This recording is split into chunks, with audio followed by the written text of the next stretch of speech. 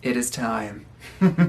Hey, what's up? Welcome back for another video. Thank you for being here. Let's get started. Alright, right now I'm sitting down to continue / kind of finish the Mariah Carey album journey. I've been on this journey for so long now. It was a year ago. I posted this first Mimi reaction and it's been quite a ride since then, yeah? As I'm sure you gathered from the title of this video, today I'm sitting down to listen to the Rarities. You may have noticed that we skipped Caution. Caution is an album that I have heard in full. Before doing all these album reactions on YouTube, it's the only one of her albums I had ever heard. So I won't be reacting to it. I still do plan on doing a little revisit / a reaction for Runway. But I guess this is kind of my actual last official full album reaction. But don't fret, we still have plenty of MC material to get through, because after this, we gotta go back to the start and do all the music videos. But all that being said, let's get into the Rarities. Right now, I'm just going to be covering disc 1. If you would like a reaction for disc 2, which is obviously just all of the live versions, let me know. Disc 1 of the Rarities is 15 tracks. I don't think that I've heard any of these songs before. I'm pretty sure it's all gonna be new to me. And from what I understand, it's just a bunch of vault tracks, archived music that was never officially released before now. But I'm very excited. I kind of get to go back to the beginning today and work my way back through the years. It's sort of a perfect way to end the album journey. And I'm ready if you are, so let's do it. This is my reaction for the Rarities by Mariah Carey, and we're gonna get started right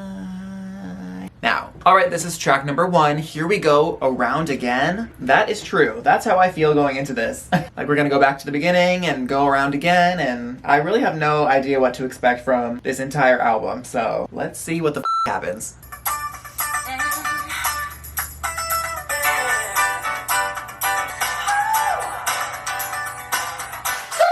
I don't know why I thought we were gonna start, like, slow and sad, but that was wrong.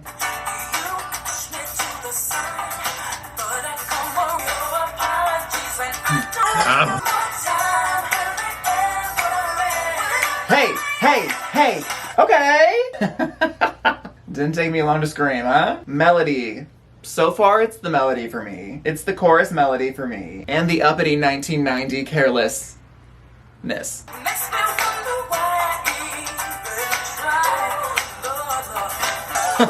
Lord, Lord. Hey! Yeah! Hey! The end of that was iffy. Hashtag energy. That's how I would describe this one. Just fun. Just an old-fashioned good time. Not me trying to sing along to a song I've never heard. I do think that listening to Mariah Carey so much for the last year has given me like a false sense of being able to sing, and you are all to blame. Because I'll be in my car like, and no one's there to tell me that it's not fantastic. So as far as I know, I'm like an undiscovered superstar vocalist. This was a super fun way to kick it off. Very just obsessed with the energy of this one and how much of a good time it was. Alright, this is track number 2, Can You Hear Me? Hopefully, the volume is all the way up.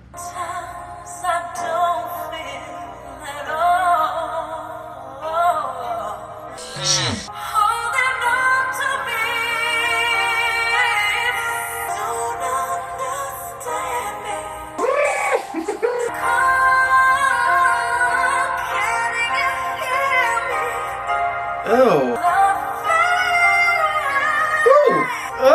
Oh, do you feel like and hear like that desperation? It's almost like, I don't want to say strain because I can tell that it's intentional, but there's like such a longing, an emotional longing in her voice when she's okay. Okay.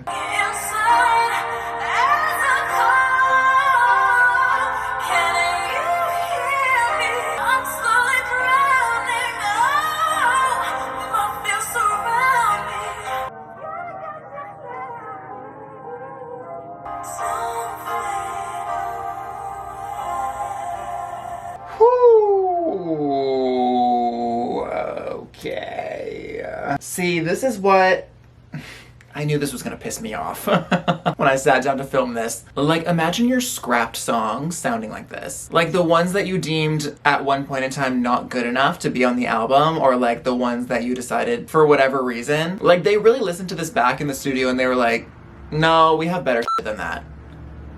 Do you not understand how insane that is? Like the amount of emotion she poured into the song and then they were like, no, leave it off.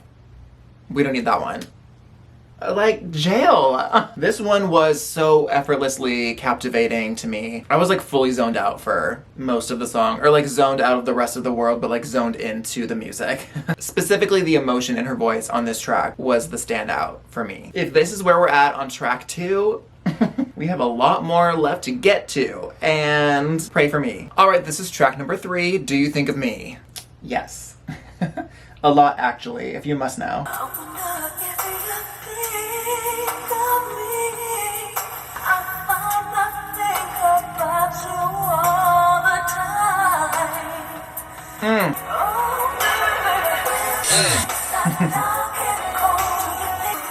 This is reminding me of something, of like another song, but I can't put my finger on it. It might just be reminding me of another Mariah song. It's funny because I've been listening to a lot of her like newer stuff recently, and it's been a little while since I've visited any of her like earlier work. I forgot how much she will light up a f***ing early 90s ass song. The way that her voice fits so perfectly on this sound is...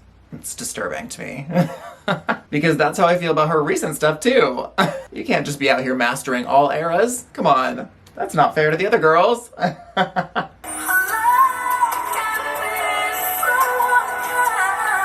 True.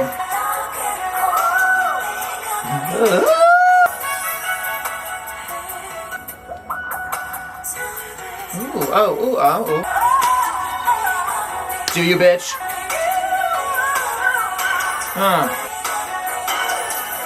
Hey. Ooh, I'm loving the instruments. This one has a very like dreamy feel to it, which I really like, or like a certain like mystical dreamy feel to it, which feels right because it's really about like being in your head, so kind of just like you're in this weird headspace and there's like, you know, the overall mood of the song fits like the lyrical content very well. This one is very relatable. You have someone that you really like, that you're really invested in, you're always gonna be wondering, sitting there pondering if they're wondering about you too. We've all been there. She just decided to narrate our thoughts. Alright, this is track number 4, Everything Fades Away. It's also the longest track on the album at over 5 minutes long, so let's hear it. I feel like it's gonna be really sad. Or maybe it'll be really happy. Like everything fades away when I'm with you, because we're so in love.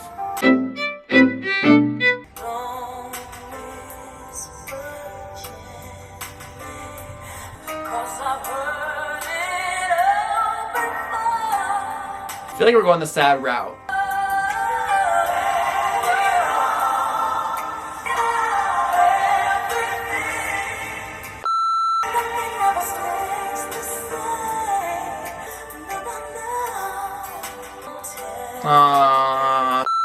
Confirmed, we're sad. Confirmed, we're hurting.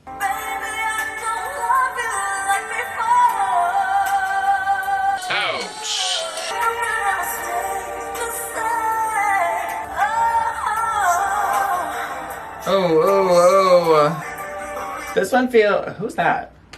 This one feels really heavy. Not because I'm like particularly going through this, but just the concept of this. I feel like when you think about like a breakup or you think about something coming to an end, that like initial ending point always seems like the most painful part. But I personally feel like it's like later when you actually accept it and it really sinks in that it's like done. I think that's the worst part. And I feel like that's kind of what we're touching on here. This feels like that point where you've kind of truly realized like, yeah, that's not happening again.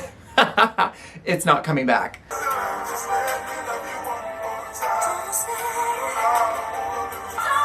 Who was that fella?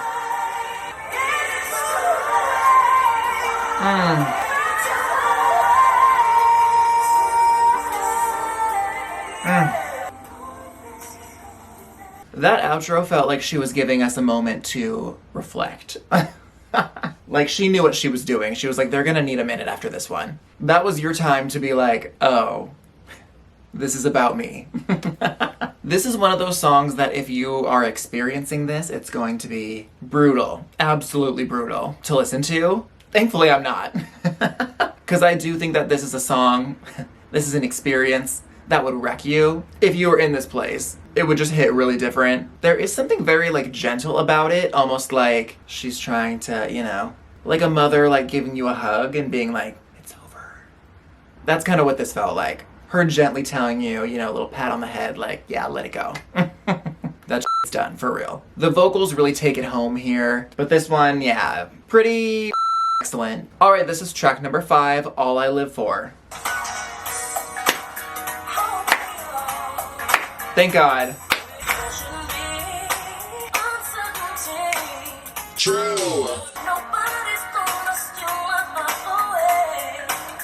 Aww.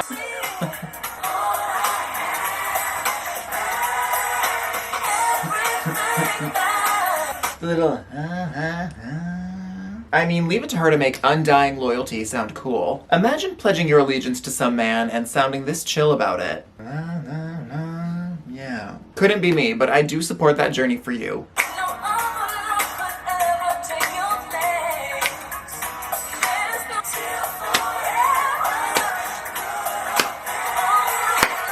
Like, these lyrics are so devout, but she could not sound more laid back. I'm a little rattled. She's like, hey, if you weren't here, like, I wouldn't be able to breathe. But, yeah, I'm just saying. Like, huh?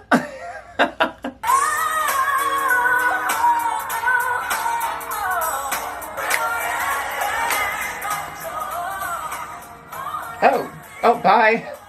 Okay, well, she had places to be, apparently. This one just, like, fades out out of nowhere. She was like, you're all I live for.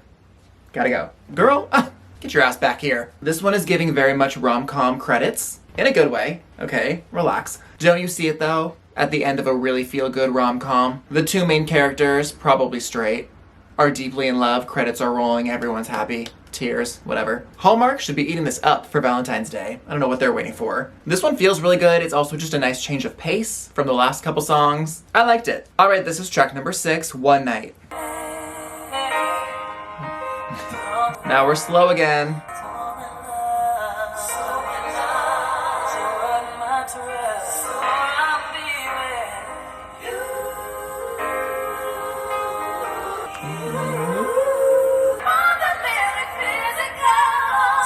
Oh, the layering.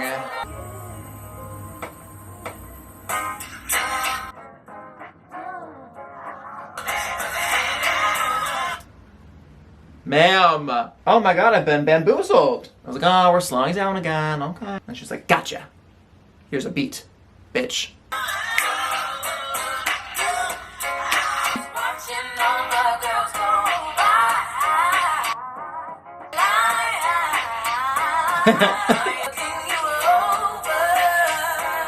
Details.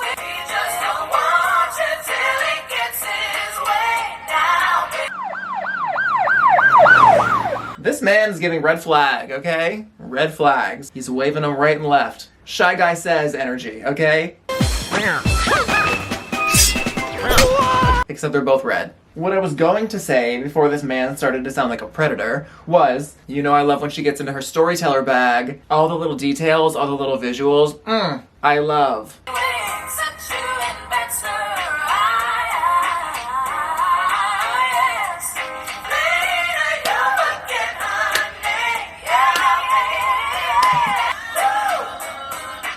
Woo! One night stand. Woo!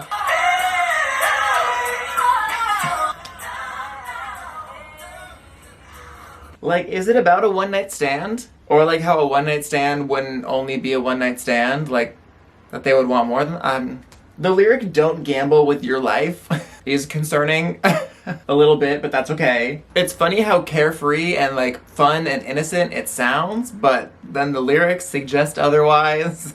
Or maybe I'm reading too deep into it, that's also possible. I'm not gonna lie, I don't know what's going on here, but I kinda liked it. I kinda felt it on some level, somewhere, I don't know. I kinda felt like I was in an old 90s like cartoon. I can't think of one right now, but that's what I felt like. All right, this is track number 7, Slipping Away.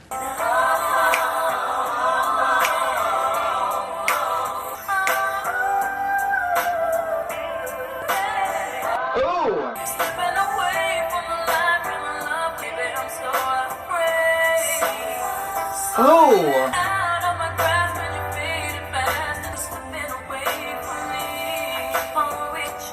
Wait. Okay, wait, okay.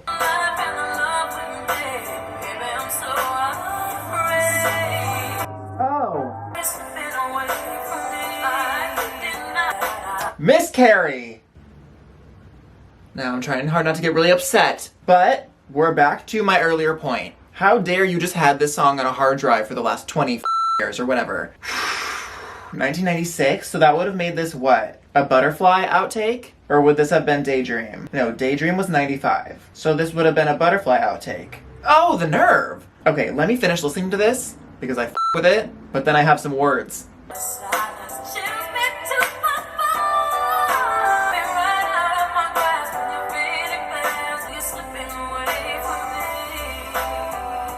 Oh!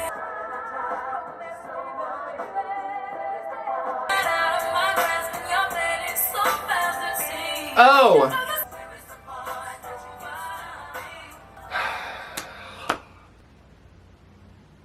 Here's the thing. I'm really grateful that we live in like a streaming era age where compilations, vault tracks, bonus tracks, all that kind of stuff can like see the light of day easier. I'm someone who used to be very, very obsessed with leaked music back when music would leak a lot online, like onto YouTube and onto like music blogs and like all that shit. Because without fail, all of my favorite artists have unreleased music that I would literally kill. If the government's watching this, I won't really kill anyone. Kill to have released. There is so much good music that just doesn't come out for, I mean, a plethora of reasons. I think it's so cool that she decided to release this project, and this is a very, very great example of why. I feel like everyone would vibe with different things off this album, especially because everyone has their favorite, you know, eras and decades from her. But this one really hits just right for me. You already know how I feel about Butterfly. If you don't, you should go watch this video. Give me all of the unreleased Butterfly content. Give it to me. I want all the Butterfly Vault tracks. Slipping Away is the vibe. Alright, this is track number 8, Out Here on My Own.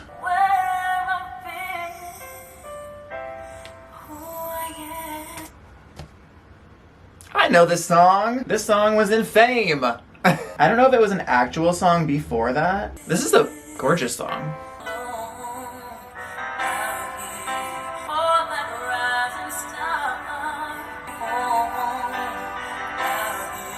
This actually makes so much sense. This song in general makes so much sense on her, for her, from her, but I'm very excited to hear her just body the rest of this. She's gonna eat this up. Fit in.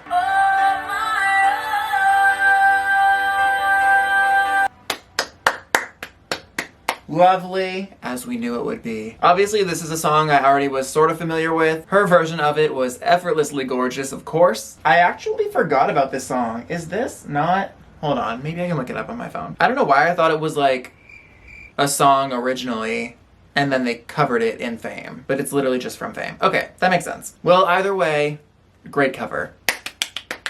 We know those covers don't miss, so. It's kind of funny that even on her archive compilation album, she still felt the need to include a cover. She is dedicated to these covers. I respect it. Alright, this is track number 9, Loverboy, the original version. I'm very, very interested, very, very excited to hear this one. It's been brought to my attention that this is the version that was supposed to be released before something scandalous happened. I feel like I remember seeing a lot of buzz on the internet about this finally being released when this album came out, so let's hear it.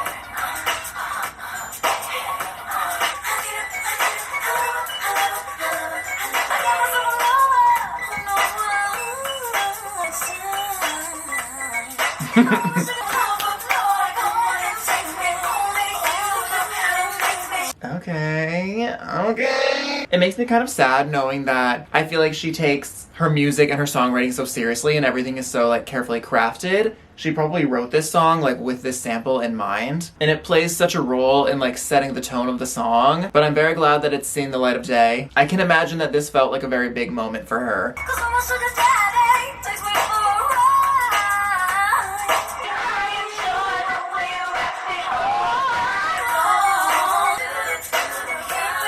Redemption! Give it up. A moment. I bet this felt like a very, you know, justice has been served, all is right in the world moment for a lot of people. This is something that I could tell even after listening to the original, that people have always been very passionate about this situation. So it does make me very happy. It does warm my heart a little bit that this version gets to have its moment like it always was meant to. It was 19 years later, but we got there. So that's something, I guess. That's better than nothing, I guess. Give it up for that. Yeah. All right, this is track number 10, I Pray.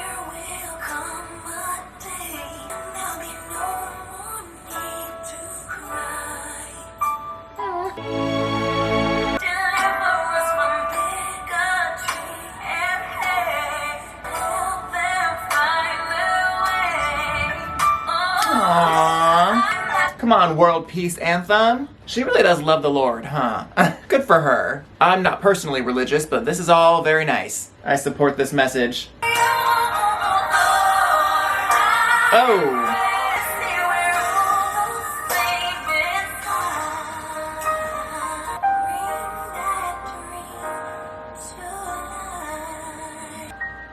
Aww. I feel like if anyone can establish world peace, it's Mariah and a church choir. I feel like she could probably serenade us all to a life of harmony and peaceful human existence. This almost kind of feels like a lullaby. I feel like these lyrics just naturally induce like relaxation and a sense of calm. You know, like everything's gonna be okay. It's not at all, but this is making me feel like it might be. Alright, this is track number 11, Cool on You.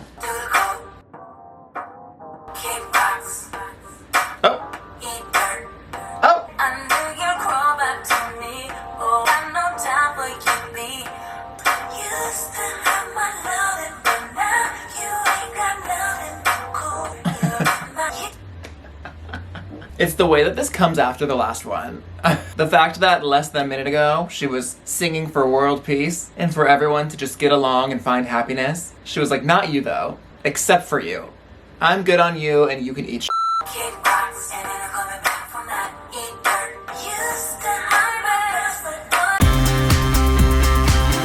Eat dirt, bitch.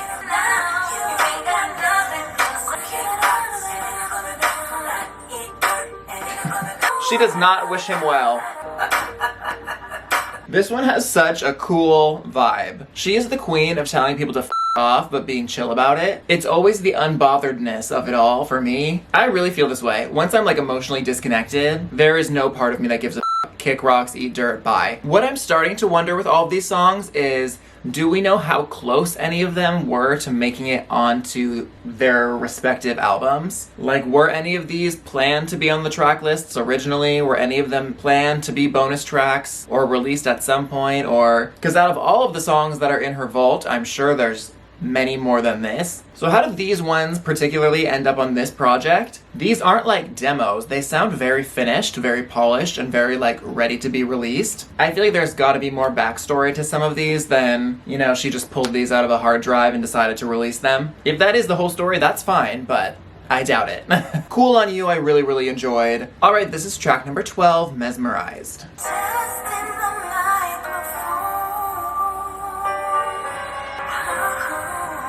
It's on. I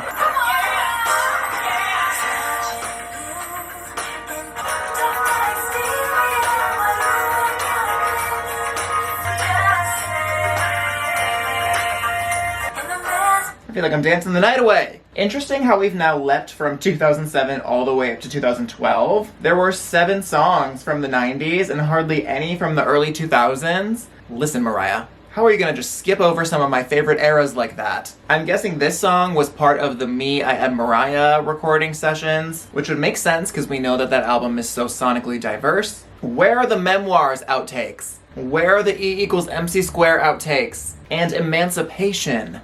Although that record was quite full. We did get a lot there, so. But nonetheless, okay, back to this.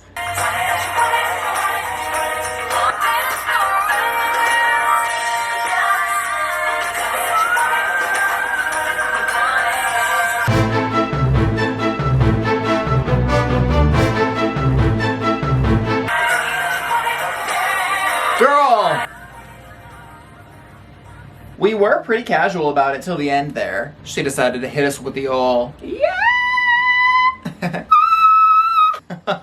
Damn, not me sounding just like her. But she held that shit for a while. And on an outtake, on a scrapped track, the nerve. This song just makes me want to dance with my friends. That's it. The end. Put this song on, give us a light up dance floor, and let's pretend like the world is not in shambles. That would be mesmerizing for sure. Alright, this is track number 13, Lullaby of Birdland, live. Come on, Birdland. When I was little, I would be in lingerie on the piano. What? 13. Never in my woodland could there be ways to reveal. That's the kind of magic when our lips, when we kiss. Saucy. Wait, I'm kind of excited for this because I haven't really done a lot of like her live stuff yet. The only lives I've really heard is when I did her MTV Unplugged. So this is fun for me. Okay, hold on. Such a jazzy gal.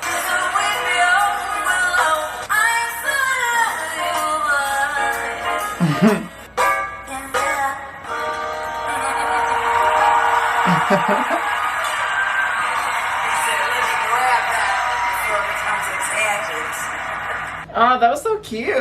I loved how much her personality was coming through. I obviously don't really know much about like her stage presence or her performance quality at this point, not having seen like the music videos and live shows and yada yada. But I really enjoyed this. Very cute song. Alright, this is track number 14, Save the Day with Miss Lauryn Hill, the one and only. Regardless of whether I like this song or not, this is an iconic collab. Let's hear it.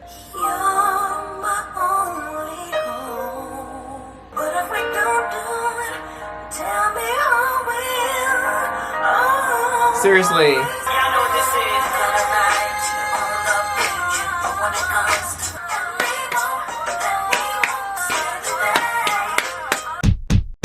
is. Was this really recorded in 2020? If so, that's incredible. 1, because I love the old school sound that they chose to go with. 2, because this message and these lyrics in 2020 of all years, I mean, say less.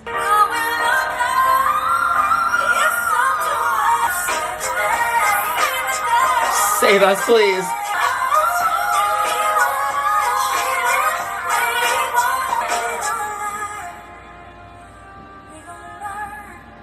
Like, literally, please come save the day. We need you now more than ever. I wonder if this is a song that, like, existed for a previous record that they re-recorded in 2020. Did this exist before? Or did they really write and record this song like it was fresh material in 2020? Because this could effortlessly fit into a number of her older albums. Just a bit remarkable, I think. This is, like, top-tier fan service. And I'm just very here for everything that just happened. I really would love to know more about the backstory of this one, how this came to be, how we got here. Because this feels like a big deal to me. And I think that's just my overall summary of this song. A big deal. Yeah. Alright, this is track number 15, the last track on this album, Close My Eyes, Acoustic. I very much love the original version of this song, and I very much love the production of the original version of this song. It's very magical to me, so I'm excited to hear an acoustic version, especially if it was recorded in 2020, and she's giving us new vocals. But I'm very interested, because the original is very special to me.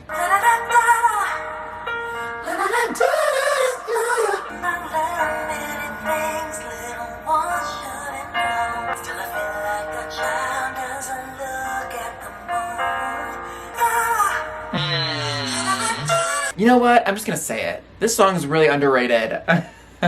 Right? Do you guys think so? This version, the original version, whatever. Any version. I feel like there's so much in here for people to relate to, and it just feels so hopeful in a sense of like, you've been through some shit, but you're not alone, and it's gonna be okay. We're gonna make it.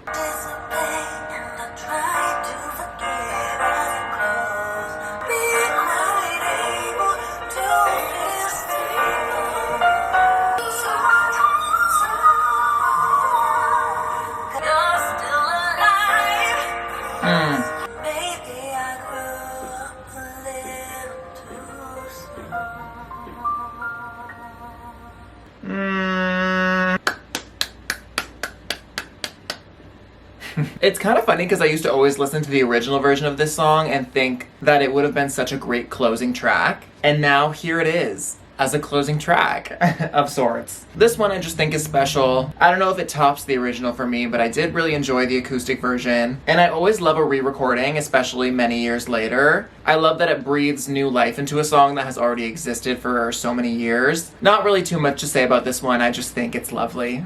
Alright, well that does some way somehow already bring us to the conclusion of this album. My thoughts overall, this kind of just feels like a big old time machine adventure. I love that it spans so many years and so many years of her career and so many sounds. I had no idea what to expect going into this, but overall I think I'm just really happy and relieved to see songs like this that could have potentially never seen the light of day actually end up being released. I'm guessing that for her to select these tracks specifically, they probably mean something to her. I feel like a lot of them probably mean something to her fans as well. Like some of these songs were probably very anticipated pre this album, but mostly I just want to know more. I feel like there's so much mystery surrounding this in general. Why now? Why these songs? Are there more? Will we ever hear more? Like, what's good? I need the details. It feels kind of weird to rank this album because it does span so many years and they don't really feel very comparable. But I'll do it anyway just for the heck of it. So I'm gonna go ahead and slide my ranking of this album right over here for you so you can see how I felt about everything after my first initial listen. As always, please drop your every and any thought in the comments section below, because I have a lot of questions and I want all the details. But that is just about gonna wrap it up for this video. I wanna thank you so much for watching. Please take care of yourself and I'll see you next time.